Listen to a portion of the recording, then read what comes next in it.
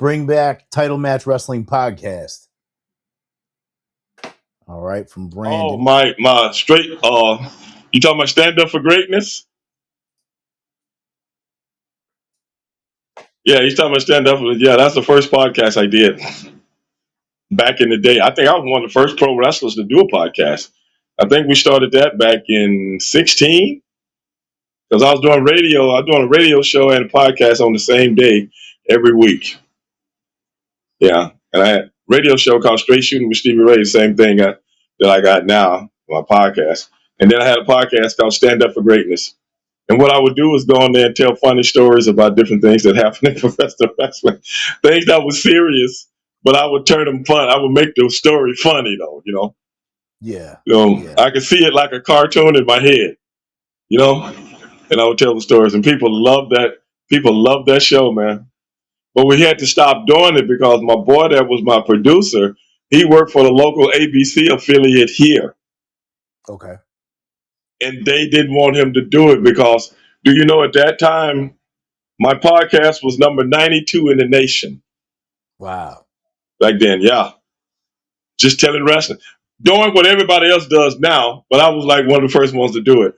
But I didn't do wrestling stories and, you know what I'm saying, in a serious fashion. I would make the shit as funny as hell because, hey, man, that's just me. It's kind of like when you're sitting around with your family reminiscing about stuff that happened in childhood, you know what I'm saying? Where it was funny when the dog was chasing you, David, when Miss So-and-so German Shepherd was chasing you. I mean, you scared to death as a kid. Now you're a grown man. We can't talk about it like that no more. You know what I'm saying? We just laugh about it. Right. So that's the same thing I did with wrestling stories. Because if you do them serious, they're not funny. Right. Yeah, you got to, and it's got to be entertaining anyway. You got to have fun, otherwise. Well, that's the thing. You 100% right. Matter of fact, last night people tried to get me to do it on my podcast. So last night I gave them a story. Brother. My producer, he couldn't stop laughing, man. He couldn't stop because my producer's on the show with me, Yeah. And his name is Mr. Producer. He's a character. So I told a story about me and Jerry Flynn. Back in the day, the guys used to always want to go. In Atlanta, I go to the black strip clubs, right? Mm-hmm. And I can't remember. You remember Rocco? Rocco Rock? No. You don't remember Rocco? Oh, man. What was the name of his tag? He was in the tag team. They started up in ECW. Yeah, Public Enemy. Okay. Remember the one with the dark hair? Yeah. Yeah, that's Rocco, man. Man, I miss him so much, David, bro. We had so much fun together. We beat each other up in the ring and then go out at night, And Rocco would go to the black strip clubs with me, okay? Yeah. And boy, we had so much fun. This place was crazy. When I say crazy, I've been to stuff all over the world. This was the craziest place I've ever been in my life. The people know you because the black strip club. I'm a black guy, so everybody knows you.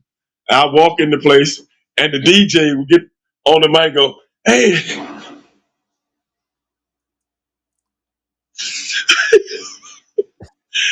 hey, everybody! Stevie Ray just walked in the Stevie Ray just walked in the house from Harlem Heat. Y'all know who he is. Look at it. Look, and this is the dude show. Look at that big motherfucker over there." Yeah, don't come in here act like you ain't got no money either. Oh man. Put you on blast right away. This is true stuff. You know what I'm saying? Everybody looking at you, hey man, you're dapping you up and stuff like that. You know what I'm saying? Yeah, I heard about that new contract you just Oh wow. Yeah, that's what I'm trying to tell them. So first time Teddy went with me, we had so much fun, brother. The thing is crazy. He goes back and tell all the guys, you know what I'm saying, that work with us, that, how much fun we had. So then different guys start asking me, hey Steve, we do a TV tape. Hey Steve, you going to the club tonight? Can I go with you? Hey man, I can't be known hanging out with a whole bunch of white guys at the black club. I didn't say that, but you know what I'm saying? It was the one night, man, Jerry Flynn went with me, man, and all hell broke loose in the club, man. It was the craziest thing. And I told that story last night about how these guys, and the guys in this club, they walked around with shotguns. Oh, Not a pistol in the scabbage. The jokers walked around with shotguns, man. It was serious. But man, David, I'm telling you right now, I never had so much fun. On Wednesday nights, at 2 o'clock in the morning, wow. everything stops. And they got a boxing ring in the middle of the club. Up until 2 o'clock, the girls are dancing in the boxing ring, right? Yeah. At 2 o'clock, everybody got to get out the ring, and they start what they call knock a bitch out night. What? Oh, you got to tell me about this now. Knock a bitch out night. Dog. Oh, David, I can tell you. Oh man, I can tell you some stories that'll blow your mind, man. One of them, the funniest one is one with my brother. Oh man, what happened? Oh man, I couldn't tell this one. I couldn't tell this one on the show because you know what I'm saying, his wife and shit like that. Yeah, you know, I didn't want nothing to get back. Oh yeah. But I've told it to people individually. You know what I'm saying? Yeah. Well, it's been several years now, and I'm not doing it. But that's why I never did it on my show. You know what I'm saying? But Lord have mercy, Jesus Christ, man, that was the fun. I'm gonna tell you something. That night, the one with my brother, I laughed so hard. Me and Ernest the Cat Miller was hanging out that whole night. Shout out to We started out over here at this place, then we went to this other place, and then we ended up at Nick at the place where they do the knock a bitch out night. We was riding the whole night because he had this 5 Series S500 big body. And we was riding around in that all night, and I was like, man, this is nice. And so when I got home, I bought me one. And then my brother bought him one. So all the same color, all black. You know what I'm saying? Yeah. But all because of Ernest Miller. And because I had a Mercedes at the time, but it was a 2-door. You know what I'm saying? A few years earlier, I had one exactly like the one Patrick Swayze had on what was that movie he did when he was a bouncer? Roadhouse. I had the exact same car. Yeah, but anyway, that night, everything happened. I had to get. It felt like my head was about to blow off. I had been laughing and so into everything that happened tonight that I had gave myself a headache. I must have had, and I don't have high blood pressure. Brother, felt like my head was gonna blow off. I got to get out of here and go get some aspirin or something. I went back to my hotel and went to bed. That was actually you could that night you could have did a movie. You remember you've seen those movies where everything happened in one night. Yeah. You could have did a movie on everything that happened to us that night. It was crazy. Oh my God! This offline sometime. I said I have to hear about this offline sometime. Me and Ernest still laugh about it to this day. No, I'll give you a smidgen of it. Okay. I'm not going to tell you all the stuff that we did before we got to what my brother was. Okay. But we walk into the club, right? Homeboy get on our ass, the DJ guy.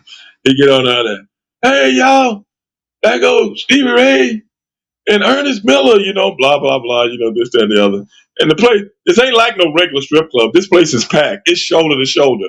Most strip clubs, you know what I'm saying? You got people sitting down. It's all dark and you know what I'm saying? The girl dancing and stuff like that. Not this place. This place was like a cross between the Freaknik and Studio 54. This place was crazy, man. And it's totally new. Totally.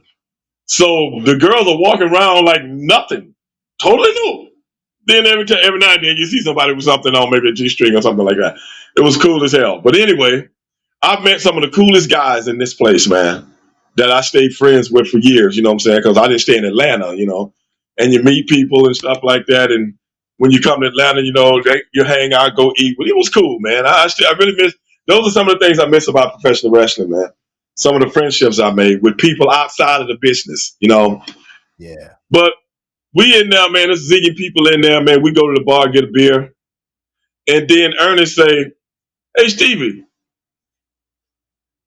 isn't that your brother over there?"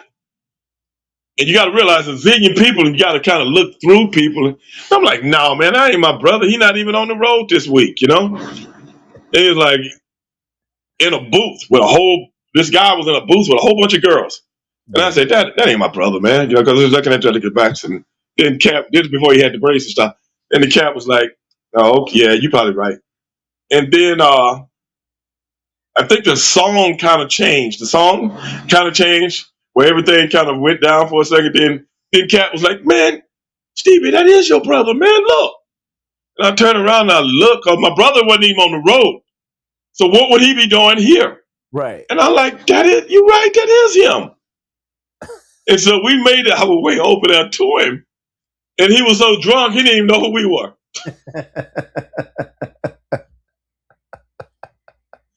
Cat said, "Man, your brother drunk as hell, man." I said, "Yeah, I see." You know what I'm saying? So he got like 4, 5, 6 girls in the booth with him. You know what I'm saying? uh-huh. So we was like, "Ain't no need to bother him. He don't even know who he at anyway." You know what I'm saying? And then they started to knock a bitch out night. You know, everybody had to get back. Now the club is super packed, man. You know what I'm saying? And they started to y'all. It's not the strippers boxing. It's girls that's got boxing licenses. Oh, real boxers, real women Yeah, boxers. with Wow. the headgear and the whole thing. Because there's a boxing gym not too far from where this place were, and they would have their girls go in there and compete against each other. So the first two girls come out, and they going at it, man, and dig this. They had commentary. Guess who the commentary was? Who? The DJ. The DJ is doing the commentary. "Okay, let's get these bitches in the ring." This is awesome. This is true, David. I know it sounds like I'm making it up, but this shit is true. "Okay, let's get these bitches in the ring. All right, we got so and so in this corner. Where's so and so going? We got so and so in this corner. Where's so and so saying? Okay, when the bell ring, y'all come out fight." This the DJ guy. You know, not only is he the DJ, he the announcer, and I seen him over there serving food. Man, he doing some of everything. He's serving food. He probably making I drinks seen in him the over there back, man. serving because they serve food in here too. Oh Oh my wow. God, and drinks, everything, brother.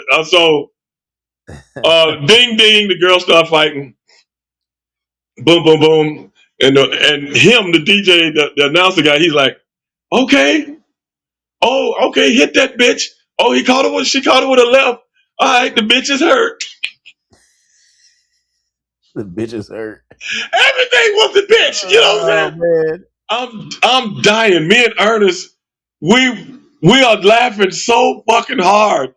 You know what I'm saying? Because we're listening to this guy, we're looking at this at the same time.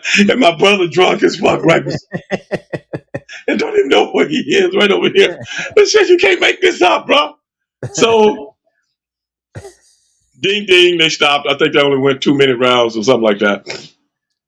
And then my brother, so drunk, he goes up to, it's only 3-round fights. He goes up to the one girl that's right by where his booth is, you know, where her stool was. Okay. And they didn't have corner men. And so my brother goes up and he starts, the girl that wasn't doing so good, he goes up and he starts, you know, you see him telling, you know, Oh and my then God. we He's was, coaching her up. He decided to step in as the quarterman. yeah, he's the second now. Ah. He's the trainer. You know, me and Cat look at each other. Cat said, "Hey man, what's your brother doing, man?" I don't fucking know. But we can see his hands and his movements. You know what I'm saying? Like he telling them what to do. Don't, you know, come out and, you know, move this way, stuff like that. And then the DJ dude was like, "Hey, wait a minute. Hey, wait a minute, Harlem Heat. Is that your bitch?"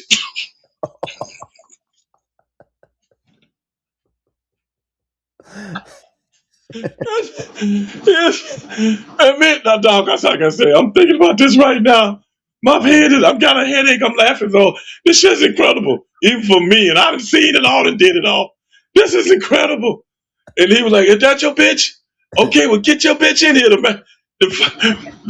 Get your bitch in here, cause the bell about to ring. Ding ding." Girl got back in there, and she came out smoking. I mean, the audience and everything. You know what I'm saying? Everybody looking at this. The audience started popping, man, because she doing better in the next round. You know what I'm saying? All right, the pep Everybody talk started works. pulling for her. You know what I'm saying? Yeah. And this is incredible, man. I said, this shit should have been on tape somewhere. Because me telling this story not even doing it justice. The whole club started popping, dog. Just like a wrestling match when the babyface started coming back. Yeah. You know what I'm saying? Yeah. Ding, ding, you know, and my boy's doing his thing. Okay, oh, she coming back. Oh, hit that bitch, blah, blah, blah. And then the bell rings. You know, the whole club doing this. You know what I'm saying? Oh, because that first round, homegirl got her ass good. You know what I'm saying? Then here come my brother again. You know what I'm saying?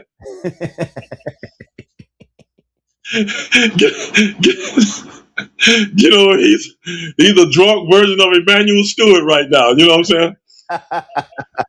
He's giving us some more gimmick and stuff like that. You know, giving her the words. Me and Kat, right now, my head about to blow off.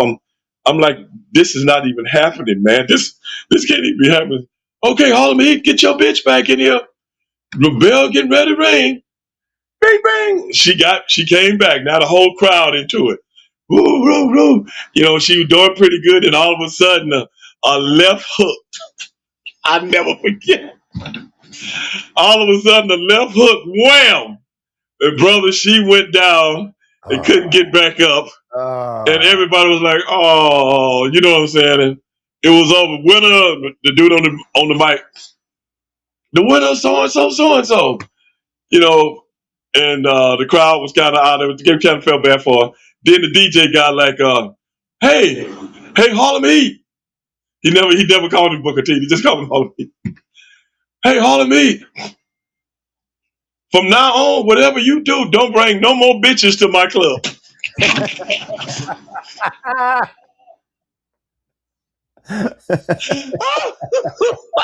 My God.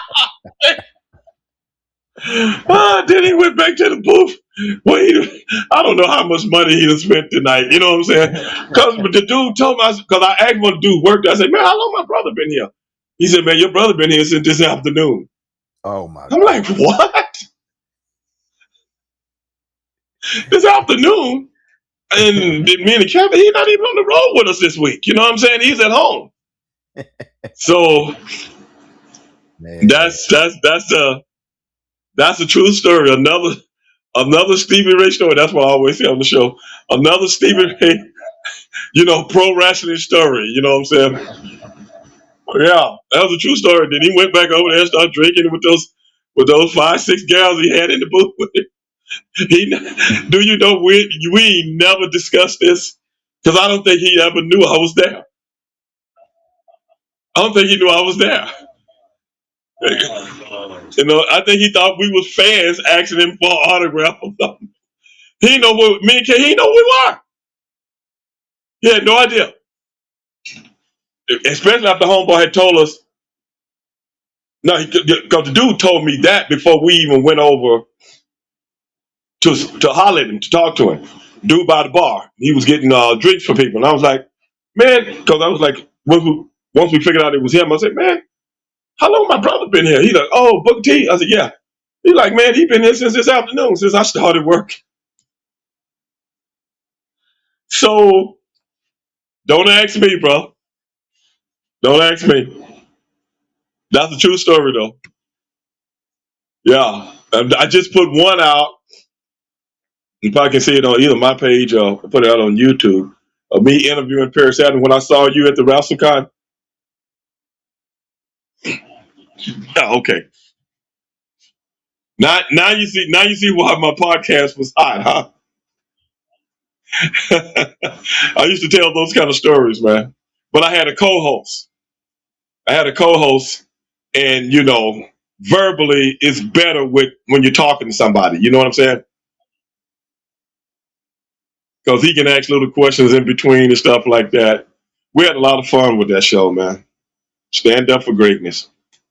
You can still pull a lot of the you can still a lot of the videos. The guy was talking about title match. Yeah, you can still pull a lot of his stuff up, man. He got his own network.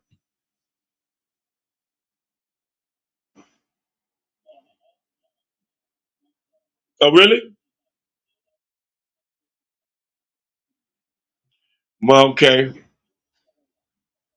Yeah, man. I had some of the same stuff.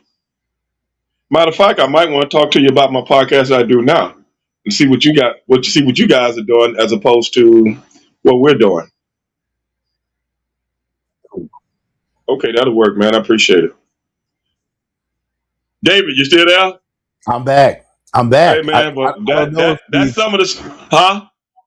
I don't know if we overloaded the server or what what's going on, but I'm Well, back. those are some of the kind of stories I used to tell on the show. Oh man, True, true wrestling stories. Like I said, I just put one out on Perry Saturn, but I let him tell it. Perry Saturn was so drunk one night at another strip club. I think we was in Detroit. He's so drunk and so out there that he jumps up on the dance floor where the girls are. this is at a strip club. Oh my goodness. And Sonny Ono was with me, and Sonny goes, hey Stevie, Perry's on the dance floor." I turned around, I looked. Oh my God, man! I'm like, brother, it was like I was watching American Bandstand in 1968. I was like, so I look at the bouncers. I'm like, okay, they're getting ready to go for and get him. You know what I'm saying? So I made a beeline to the dance floor, and I got him off the dance floor, man. And then I just waved my hand up to them like, hey, man, I got him. You know what I'm saying? I got him. Yeah, yeah, Trying to yeah. keep him out of trouble. You know how these guys are in these clubs. They want to beat somebody up all the time, man. You know, Yes. they try to impress the girls. But the Yeah. girls didn't care. They were kind of frightened for a minute, but after they seen him dance, they were like, "Oh no, we ain't got to worry about this dude." Not after, not after them two left feet, man. and and Perry was telling that story on my channel when we was at WrestleCon. He said, "I'll never forget it. When you got me off the floor, you asked me, hey man, are you listening to the words of the beat?" He said, "I'm doing my white boy dance. I can't dance," but he couldn't help it, man. He couldn't help. He was out He there having said, a good "Man, you time. saved me from getting Man. beat up that night." I'm like, man, me and Perry we've been tight ever since he came to WCW, man. We struck off a good just a good relationship. You know what I'm saying? He's a cool dude, man. One of them dudes just make you laugh all the time, man. And that Yeah. I'm gonna be honest with you. I don't know about you, but that's what I miss about pro wrestling.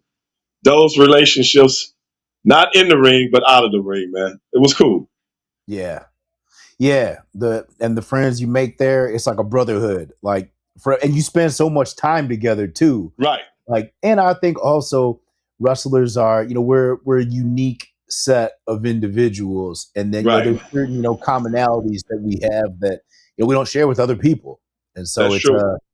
yeah, it just makes for, because like there's wrestlers like I'll meet that maybe I didn't work with before, and then we Right, meet and we click right away and just pick up because we've just got similar patterns, similar ways of right, thinking on things. right. Yeah, But hey, yeah, man, definitely. that's a prelude. Let the people know that's a prelude to Straight Shooting with Stevie Ray Tuesday night on Stevie Ray TV on YouTube. What you heard tonight was a prelude to that, and a lot of things would be similar, but it'd be David and I really going. I'm going to start it from beginning to end. I'm coming up with a whole bunch of stuff ain't nobody heard. It's I going to be love it. on like a steaming pot of neck bones, and you let the people know, man. I'll be sending you a flyer either later tonight or earlier tomorrow, and you can put it on you guys. Uh, what's your producer name? Steve. His name's Steve. Steve. You can let Steve do his magic and put it out there, and man, we have a bunch of people because I do the show live. And oh, wait a minute, is your show live? This is live right now. Yeah. Oh, I didn't know that. Oh, sorry. Okay. Yeah, we've been Oh, live this whole time. oh, I didn't know. See, that's why I was skeptical about what to say. Oh yeah, no, you good. Yeah, we've been Oh, live the whole okay. time. Okay. Yeah. Sometime I go off, but I started talking about some different things on my show, and I shut it down for close to a year. I just started back about 7, 8 episodes ago because I got burnt out. I kind of got burnt out, but they started monetizing a lot of my stuff because I started talking about, I never really did the O.J. Simpson stuff, but I talked about other things. I talked about 9/11 because I'm a Oh, big 9/11 guy, and I okay, talked man. about a I love lot to of. talk about that. Yeah, Uh, we'll have to get into that too. okay, and I talked about JFK. I've talked about Vietnam. I've talked about World War II. Talked about so many different things. Oklahoma City bombing. Um, so many different things that I know of psyops because so much stuff don't make sense. And it is what it is. And then they started monetizing everything I put out there. I even did another buddy of mine podcast, and he was like, "Man, every time we put your stuff out there, people didn't even know it was out." So I said, "Brother, they're monetizing me because I've talked about a lot of controversial things over the years, man, and I didn't even really know they were doing that to me until one of my buddies figured it out." So Wow. it is what it is, man. So now I'm gonna try to be a little bit more careful, and because I know we think we live in a free world, but we really don't. To me, especially social media used to be something good and glorious. Now it's just like everything else now, bro. You don't want to say the wrong thing at the wrong time and get the wrong people pissed off at you. And Yeah, so I'm trying to be a little bit more careful about it now. yeah, that's Yeah. true.